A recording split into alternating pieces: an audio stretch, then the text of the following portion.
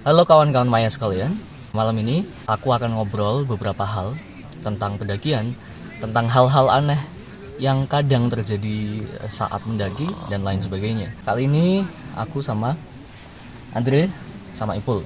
Nah, Andre sama Ipul ini itu pendaki yang katakanlah udah cukup senior lah ya. Tidak. Andre udah berapa pendakian? Udah berapa gunung deh? Nggak sempat ngitung sih Bang.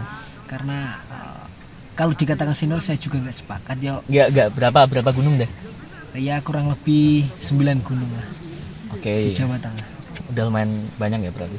Jawa Timur, Jawa Barat udah pernah? Belum sementara baru di Jateng. Bang Ipul? Saya sih sama seperti Andre ya. Saya sebenarnya sangat tidak setuju dengan senioritas dalam pendakian. Wow. Karena ya saya sendiri tidak setuju karena alam itu tidak bisa diprediksi ya. Karena kondisi alam, cuaca alam itu sangat berubah-ubah, tidak bisa kita prediksi. Jadi semua orang saya kira itu mungkin yang berpengalaman, tapi saya tidak mau dibilang senior. Okay. Karena kesannya nanti ada semacam tingkat. Iya, ada semacam gitu. Oke. Nah, Andre Ipul, aku kali ini pengen ngobrolin sih, karena ada beberapa teman yang request juga dan beberapa kali tanya sama aku, Bu, kalau mendaki gunung itu ada hal-hal aneh nggak sih yang terjadi? Kamu lihat penampakan nggak? Kamu lihat lebih spesifik lihat hantu nggak dan sebagainya. Nah, pertanyaan-pertanyaan ini menurutku kadang agak mengusik juga sih. Mungkin kalau hanya dipikirkan secara sekilas itu kayak biasa aja ya, pertanyaan biasa. Tapi kalau dipikir-pikir ulang, pertanyaan semacam ini itu mengimplikasikan bahwa gunung itu merupakan sesuatu yang ngeri, yang penuh kehororan, yang penuh dengan hal-hal aneh dan tidak terjangkau dari keseharian manusia di kota atau di desa biasa dan lain sebagainya. Jadi, nah kali ini mau langsung ngobrol aja sama teman-teman yang udah lebih banyak lah ya minimal mendaki daripada aku. Andre, pertanyaan gini sebetulnya, pernah lihat hal-hal aneh nggak kalau di gunung? Kalau pernah langsung tidak, tapi sekilas kayak melihat bayangan terus suara-suara yang aneh itu sering. Misalnya suara-suara aneh kayak gimana?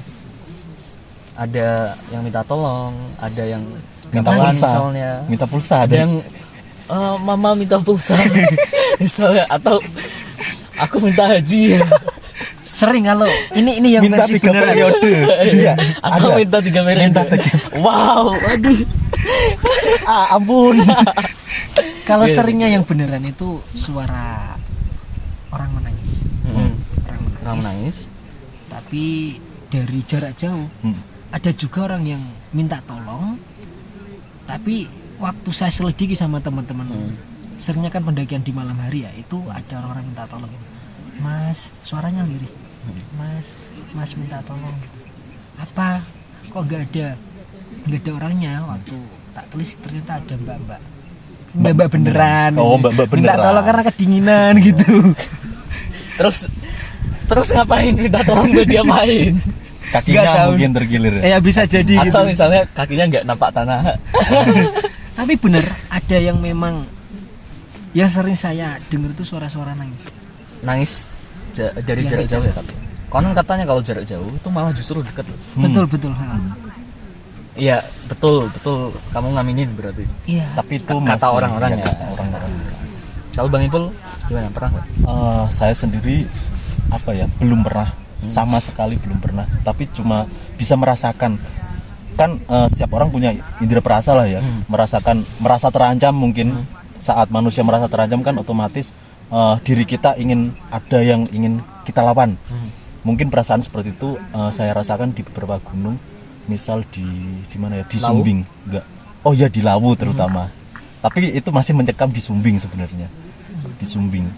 Yang sama teman-teman. Tapi cerita enggak ya?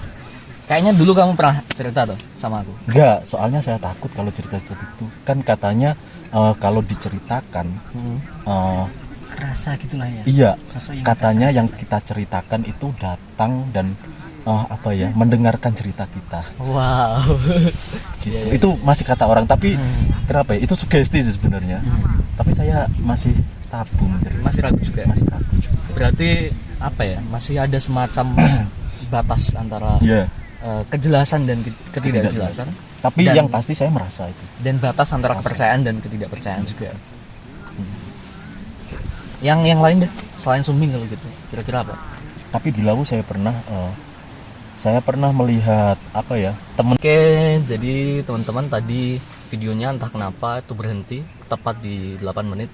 Waktu Ipul cerita soal salah satu sosok misterius yang pernah temannya temuin di Gunung Lawu. Jadi tadi karena nggak kerekam ya sayang banget, itu Ipul cerita soal penampakan gitu ya, Iya, kayak hewan iya. merangkak tapi botak. Nah Itu di semak-semak ya. itu di semak-semak, gak tahu itu penuaan gini itu gimana. Aduh ya Allah. Aduh gak tahu. Kurang skincare sih. Tapi tadi cerita soal itu. Selain itu ada lagi nggak? Mungkin ini bukan keanehan sih sepertinya. Kayak apa ya? Kayak Gunung Lawu itu welcome sama rombongan kita saat ke Lawu. Misal saya kan waktu di pos 4. Waktu di pos 4 itu kami satu rombongan 6 orang. Iya 6 orang itu sudah ketemu malam. Sudah maghrib di pos 4. Kami memutuskan untuk isoma di situ sebentar, sebat-sebat dulu. Nah, setelah itu kan sudah ketemu gelap. Kita semua bawa senter. Saya kan leader posisinya. Saya selalu depan, leader di depan. Setiap saya ke depan mengarahkan senter ke depan itu selalu ada burung jalak hitam. Tapi itu mitosnya katanya baik sih sebenarnya. Itu pertanda bahwa kita memang direstui sama yang penunggu Gunung Lawu. Kalau burung jalak, aku juga pernah sih sebelumnya. Oh, yang kemarin. Oh, iya. Kemarin kan aku ke Lawu sama 3 teman dari Semarang. Nah itu juga waktu hujan lah ya, itu hujan semi badai karena itu betul-betul deras banget.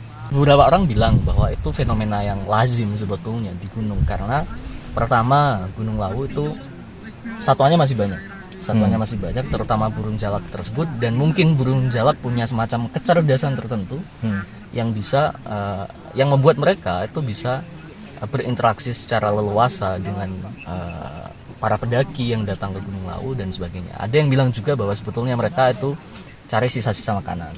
Well, nggak ada yang tahu sih sebetulnya, tapi Kita berbaik sangka ya. iya.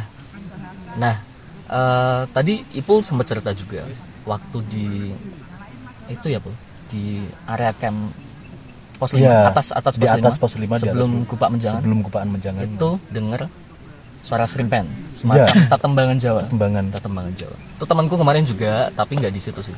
Jadi temanku, teman-teman kalau udah lihat video sebelumnya mungkin tahu dikit-dikit juga. Jadi waktu sampai di pasar Dieng atau yang kadang-kadang disebut juga sebagai pasar setan, itu temanku tiba-tiba jalan duluan, habis itu istirahat. Nah ternyata dia itu diem-diem sambil sholawatan, dan waktu udah turun di base camp bilang kalau di pasar setan itu dengar suara gamelan.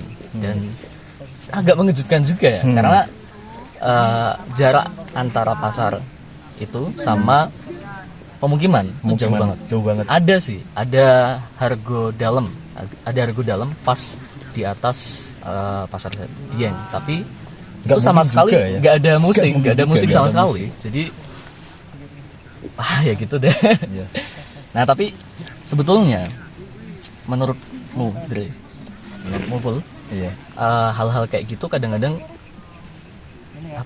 masuk akal nggak sih kalau kita mau menelusuri lebih lanjut? Misalnya nih, kalau lihat semacam kilatan tertentu di atas gunung, terutama waktu mendaki itu ya, mendaki di malam hari, itu jangan-jangan itu cuma distorsi cahaya yang disebabkan oleh senter para pendaki yang lain, itu bisa aja. Atau ketika ada suara rintihan tertentu, jangan-jangan kita memang sudah capek aja, kemudian kita mulai merasa halusinasi, dan karena psikologi kita sudah terganggu, mental kita sudah lemah. Nah gimana? Iya, tapi kalau soal yang nangis itu sebenarnya hewan juga ada yang seperti suara kayak tangisan. Iya, suara nangis. Ada hewan luwak itu kan. Luwak. Teman-temanku juga ada yang suka berburu ya, dari teman-teman fakultas visip itu pernah suatu ketika berburu di salah satu kuburan yang ada Iya. di Semarang, tempatnya itu di Gunung Pati. Nah ketika nembak luwak, kalau bahasa sini kan luwak itu waktu ketembak itu ngerintih Seperti Oh. menangis. seperti orang menangis. Jadi bisa dibedakan ya, ini dibedakan antara suara luwak asli dengan memang suara rintihan Manusia. manusia memang itu hampir mirip. Tapi kalau versi temanku itu ada juga yang versi tangisan seorang perempuan yang goib itu pendeknya cuma di panjang dan pendeknya nada. Panjang dan Panjang dan Wow. itu rumit sekali bang. Cara kita mengetahui panjang dan pendeknya nada. Tapi kan Kita bukan guru musik. Apakah kita harus kuliah jurusan musik Iya. untuk bisa memahami Memahami. apakah ini suara asli atau enggak gitu? Apakah Tapi itu kalau saya pribadi ya tetap selalu berpositif thinkingnya. Artinya, yo meskipun Iya. gunung merupakan tempat yang kalau versi orang yang bisa memandang sesuatu melihat sesuatu yang lebih, itu memang gunung tempatnya untuk membuang ilmu yang kurang baik salah satunya, dan memang jadi tempat ya makhluk-makhluk halus dalam berkumpul apapun itu jenisnya ya. Nah, artinya kalau saya pribadi ketika mendaki di gunung manapun selalu tidak lupa tawasul sama ya minimal yang jaga yang tempat jaga ini. tempat ini? Kita sebagai tamu kan harus menghargai Uluk salam lah ya. uluk salam Uluk ketok salam, pintu, ketok pintu. harus tahu adabnya seperti apa, kita niatnya seperti apa, karena memang itu akan mempengaruhi secara psikologi ataupun secara apapun itu dalam perjalanan kita. Ada suatu ketika juga teman saya dari Temanggung kan sering naik di Sumbing juga itu karena Iya. asli, saya asli Temanggung, jadi udah biasalah naik di Sumbing. Ketika dia bilang seperti itu, baru melangkah 15 jangkah dari base camp itu langsung ya ini mungkin dipikir secara logika ya nggak masuk akal, tapi itu memang Terjadi. bisa dicocok logika karena ya kita menyepelekan karena aku Iya. sudah pernah banyak kejadian seperti itu mas. Sepengalaman saya ya, untuk teman saya tadi yang di Lawu itu, dia kan sebelum melihat penampakan yang tadi saya sebutkan, sebelumnya dia itu sudah kecapekan, sering jatuh di pos-pos, sering jatuh di perjalanan. Kenapa? Sepengalaman saya, orang yang melihat gangguan-gangguan visual semacam itu yang tidak masuk ke akal, kenapa orang-orang yang fisiknya lemah, atau mungkin jangan-jangan orang yang fisiknya lemah itu apa ya, mudah halusinasi atau apa, mungkin ada penjelasan akademiknya secara saintifik. Tapi pernah mikir ya sih, tapi misalnya nih Iya. kita pergi ke gunung, Hmm. sebuah tempat yang mungkin udah beberapa kali kita jelajahi, tapi itu bukan tempat yang sesering itu kita Iya. kunjungi. Yang sering kita kunjungi apa sih? Paling rumah, masjid, Tongkrongan. bagi anak soleh, Amin. majelis taklim. Tapi gunung bukan salah satunya. Jadi di dalam kepala kita, gunung itu masih jadi simbol bagi sesuatu yang asli, sesuatu yang menyimpan begitu banyak tabir, sesuatu yang memiliki atau mengandung berbagai macam rahasia yang tidak bisa kita temukan dalam kehidupan sehari-hari. Oleh karena itu ketika kita ke gunung kemudian fisik udah betul-betul lemah, apa ya, diri kita itu semacam memproyeksikan hal-hal yang kita takuti, hal-hal yang telah ada di kepala kita sebagai sesuatu yang mengerikan dan penuh tabir kayak tadi. Itu pernah mikir kayak gitu gak sih? Iya, saya mikirnya juga gitu. Karena pengalaman saya kan apa ya, orang-orang yang melihat itu gangguan visual itu pasti orang-orang yang fisiknya sudah lemah. Itu jarang orang yang bugar, wah saya melihat apa tadi. Kan atau mungkin jangan-jangan memang ada ya yang seperti itu. Saat kita apa ya, saat fisik kita lemah, emosi kita otomatis tidak stabil. Atau itu bisa berpengaruh pada proyeksi mata kita. Untuk Mungkin Kefokusan iya, ya. kefokusan. bisa jadi kali ya. Kalau aku pernah baca-baca artikel, itu mungkin ini bisa jadi salah satu pijakan juga untuk apa ya, untuk mengajukan alternatif tentang fenomena-fenomena tertentu. Jadi ada salah satu fenomena namanya itu sleep paralysis. Sleepless. Oh, iya. Yang terjadi ketika kita mau bangun, sebetulnya kita udah mau bangun nih, kesadaran kita sudah bangun, tapi tubuh itu masih dalam fase tidur. Oh, yang Jadi- orang Jawa biasa dibilang ketindihan. Ketindihan. Oh Nah, iya, iya. itu secara saintifik sebetulnya kan ada penjelasannya juga. Jadi itu ada semacam kontradiksi situasi antara keadaan fisik dan kesadaran mental atau katakanlah otak. Jadi otak udah sadar tapi tubuh kita masih berada di fase tidur. Itu kita cenderung melihat sosok-sosok tertentu, Iya. mendengar suara-suara tertentu. Karena memang itulah yang sebetulnya tersimpan di pikiran kita yang paling dalam, di memori-memori kita sebagai sesuatu yang menakutkan. Oleh karena itu, ketika tubuh kita sedang berada bukan di titik primanya, bukan berada di titik normalnya, maka hal-hal menakutkan kayak gitulah yang akhirnya terproyeksikan. Nah, jadi menurut kalian gimana sih stereotip yang banyak orang berikan kepada gunung, bahwa gunung itu A, B, C sampai Z dan lain sebagainya? Sebetulnya itu kayak representatif gak sih? Apakah gunung memang semengerikan itu? Kalau beberapa hal sebetulnya itu pada dasarnya bisa kita nalar juga. Gimana? Ayo, Bang Andri dulu. Kayak berlebihan gak sih? Kalau gunung dipandang selalu identik dengan hal-hal yang aneh-aneh, menurut saya terlalu berlebihan. Meskipun ya pada idealnya kita hidup itu saling berdampingan dengan dimensi lain. Jadi percaya kalau boleh ada kita percaya, makhluk tapi lain yang selain hidup selain manusia. kita gitu. Tapi kan kalau kita selalu mengkategorikan atau menyambungkan hal-hal yang sifatnya Yang tidak kita ketahui ya. ya dengan hal-hal yang magis, itu menurut saya juga kurang baik. Artinya kan kembali lagi kepada niat kita. Yang penting kan niat saya naik gunung, merawat alam, tidak mengotori dan tidak mengganggu hal-hal yang ada dalam ekosistem tadi, enggak masalah. Tapi kurang baik juga kalau kita masuk, oh ini berarti gangguan makhluk halus, ini gangguan makhluk halus. Padahal makhluk halus gak ngapa-ngapain ya. Yang ngapa-ngapain kan kita Ngapa-ngapain kita. Mungkin mereka batin, aku menang. Aku meneh acok dong. Tapi ini Setan misuh ya. Ada setan misuh. tapi menarik juga sih. Kalau dipikir-pikir ulang ya, memang kadang-kadang ada kecenderungan primitif manusia, barangkali kita bisa menyebut gitu, bahwa kita kadang selalu mencari alasan yang berada di luar kuasa manusia untuk sesuatu yang belum bisa kita jelaskan. Padahal sebetulnya mungkin kita bisa menjelaskannya, meskipun butuh waktu 1-2 hari, 1 pekan, bahkan mungkin 1 dekade untuk merasionalisasikannya. Tapi kita sebetulnya sedang tidak ingin berpikir lebih jauh aja soal itu. Tapi kembali lagi soal tadi deh, berbagai macam cap yang diberikan untuk gunung. Menurutmu gimana, Bang? Iya, saya orang beragama ya. Saya percaya hal-hal Kamu sholat 5 waktu nggak? agamamu apa, Mas? iya. Mungkin saya terlalu sombong saya mengatakan orang tapi yang pasti saya percaya kekuatan yang lebih besar itu ada, termasuk keberadaan Tuhan itu ada. Saya percaya itu. Entah saya sholat atau tidak, entah saya agama saya apa, saya juga kurang tahu, tapi saya percaya itu. Mungkin aneh ya, kepercayaan ini tidak ditulis di KTP soalnya.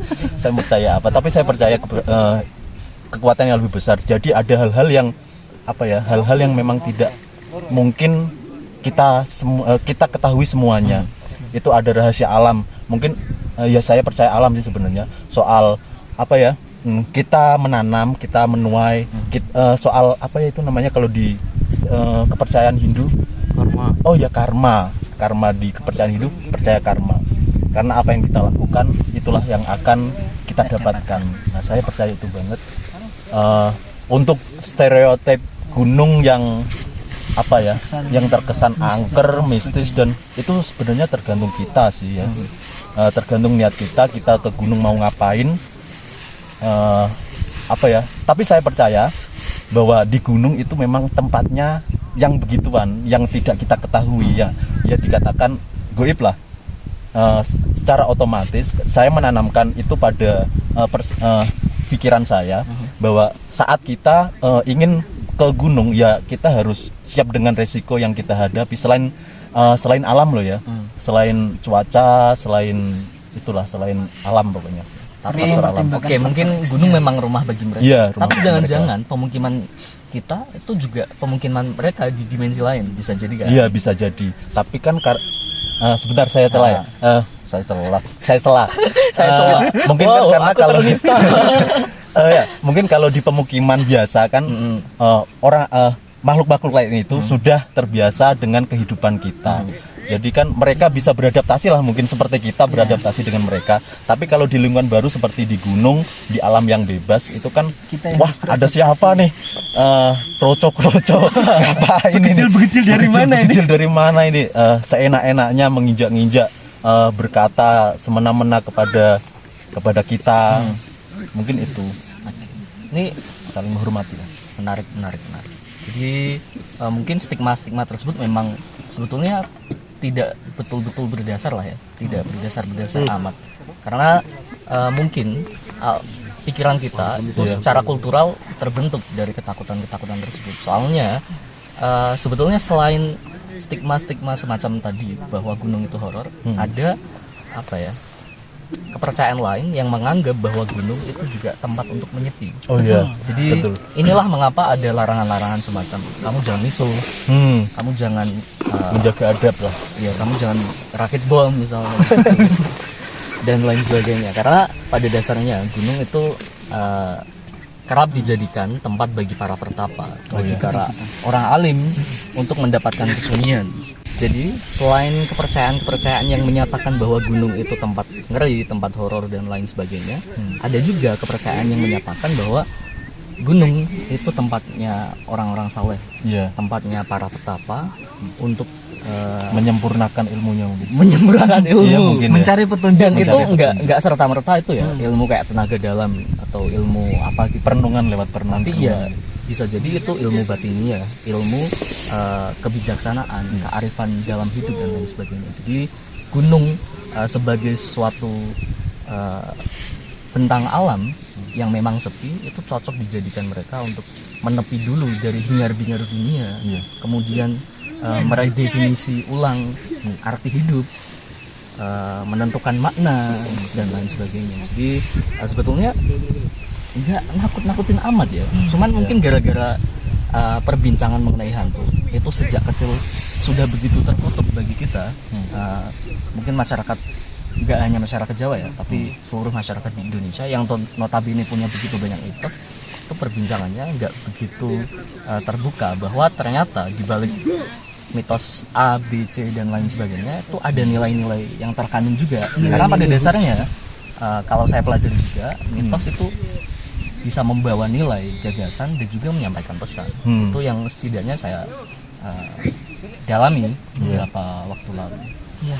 Kalau di ilmu Jawa juga kan ada yang mengatakan seperti ini Mas, bahwa alam itu sejatining guru. Bahwa Alam itu sejatining sejatinya guru. Alam itu adalah guru yang paling sejati. Iya, makanya kan banyak pertapa-pertapa genit, pertapa ataupun orang yang memang suka menyepi di daerah-daerah yang jauh dari hiruk pikuk kehidupannya sangat membisingkan dan membosankan ini ya. Karena tadi ya, selain jauh dari pemukiman, jauh dari pusat peradaban umat manusia, gunung itu kan berada dalam dataran yang lumayan tinggi. Jadi kalau kita lihat, kalau kita bisa merasakan ilmu alam ya, Kalau Naruto kalau Senin mode. kalau siang hari itu kan kalau kita bisa merasakan ilmu yang ada di alam kita kan banyak gerakan-gerakan, jadi energi-energi manusia itu bisa dirasakan oleh mata. Kalau malam hari itu kan memang aktivitas manusia itu berkurang. Dan itu jadi momen yang kadang diambil bagi orang-orang yang cenderung fokus dan konsen di spiritual untuk mendekatkan pada Sang Pencipta. Mendekatkan dengan Sang Pencipta, bahwa ya tadi mencari esensi bahwa apa sih arti hidup sebenarnya. Oh iya, saya pernah dengar itu namanya kalau nggak salah ya salik itu para yang orang-orang yang mencari. Salik, suluk, kan ada tuh suluk, salik, suluk. Suluk itu ajarannya petua-petuanya. Kalau salik itu orangnya. Mungkin itu ya, salik-salik orang Jawa dulu. Mencari kebenaran falsafah hidup lewat menyepi di gunung-gunung. Jadi sudah sepantasnya ya, aku kira gunung itu bukan lagi menjadi sesuatu yang ditakuti lah ya oleh orang-orang. bukan berarti karena kita tidak takut kita kemudian bertindak seenaknya dan lain sebagainya. Nah, ada pesan-pesan nggak buat para pendaki atau orang-orang awam lah ya yang mungkin mulai tertarik dengan dunia pendakian atau pengen sesekali di kaki gunung gitu lah, dolanan, refreshing, healing dan lain sebagainya? Pesan-pesannya yuk. Iya suci Bang. Nah aku sih Ya aku sih sederhananya gini ya Mas, artinya bahwa mendaki gunung itu bukan cuma soal untuk eksistensi pamer di media sosial, tapi bahwa mendaki itu adalah proses bagaimana kita mencari ketenangan, mencari ya ajaran-ajaran atau mencari hal yang tidak kita temukan di bawah. So ada yang ketut sih. Suara apa tadi? Wah, inilah Suara apa tadi? hal yang paling menakutkan sebetulnya Nah, ini. bukan gunung yang paling menakutkan, tapi kentut teman dalam satu tenda Itu dua serangan ya, dua serangan. Dua serangan lagi. Serangan visual dan suara. Serangan fisik, dan serangan mental juga sebetulnya. Lanjut. Artinya gini ya, Bang. Kalau saya motivasi pribadi naik gunung itu sebagai ajang saya menyepi. Bahwa ada hal yang tidak pernah saya temukan di bawah selain di atas gunung. Jadi bagi teman-teman cobalah perdalam bahwa esensi mendaki gunung itu apa sih? Bukan cuma sebatas biar terlihat keren, pakai outfit yang mahal, terus anak pendaki pasti gini. Tapi esensi bahwa kita bagian dari alam semesta ini, kita harus merawat dan harus menjaga hubungan dengan baik dengan alam-alam yang lain. Seperti itu. Esensinya apa yang perlu dipertanyakan ketika kita mendaki gunung? Oke, kalau kamu apa Bang? Ada pesan-pesan? Pesan-pesan kepada siapa nih? Iya tadi buat para pendaki atau orang-orang yang mulai tertarik. Para mantan dengan juga gunung. boleh Mas. Kepada mantan. Janganlah nangis nanti saya lemah. Kepada orang yang baru pertama naik gunung atau orang yang sudah mendaki gunung tapi kapok, atau kepada siapa nih? Iya, semua aja deh. Kepada semua. Tapi terutama untuk para pendaki yang baru berniat untuk mendaki. Berarti belum mendaki ya, calon pendaki. Pendaki pemula ya. Belum kan belum mendaki. Oh iya. Iya. Mungkin para pendaki pemula atau orang-orang yang baru berniat ingin mendaki. Orang-orang yang ingin mendaki mungkin pesan-pesannya satu, ketuhanan yang Maha Esa. Bukan. Wow. Saya mind ngeblank blowing. nih. Saya ngeblank nih. Persiapan. Ya, persiapan Persiapan fisik terutama olahraga minimal seminggu sebelum pendakian itu lari-lari kecil ya, Lari tinggi juga berarti. Terus 100 kali Apaan sih? 100 kali sit up, 100 kali push up. kayak siapa? Sama One Punch Man enggak. Wah, latihan. wibu kalian bangsat. Latihan pernapasan matahari. Wibu nih bahaya. Enggak, yang satu yang krusial itu persiapkan fisik. Karena saat fisik kita lemah, kita sangat termasuk tadi yang disebutkan saat fisik kita lemah, sangat mudah emosi kita tidak stabil, sangat mudah terserang terserang gitu-gituan lah. Yang pasti fisik harus kuat. Yang kedua, perlengkapan outdoor harus safety. Itu minimal ada SB, matras, tenda, termos kalau ada. Ya, kulkas, enggak kulkas. Kanopi. Ya, mungkin itu. Terus yang ketiga soal mental sih sebenarnya. Untuk para pendaki ya persiapkan mental kalian soal uang terutama Itu karena bukan mental, itu finansial Bos. oh iya mental finansial kita. Misal ketemu mantan di perjalanan, Ntar dulu karena banyak teman saya yang punya mental tinggi tapi finansialnya rendah. Ya udah berarti dia mentalnya udah oke, tapi miskin aja. Ya mungkin masuk. Tapi mental sebenarnya itu perlu, karena sebelum kita mendaki seperti yang saya sebutkan tadi bahwa memang gunung itu tempat yang asing, tempat yang belum pernah kita jelajahi sebelumnya untuk para pendaki pemula.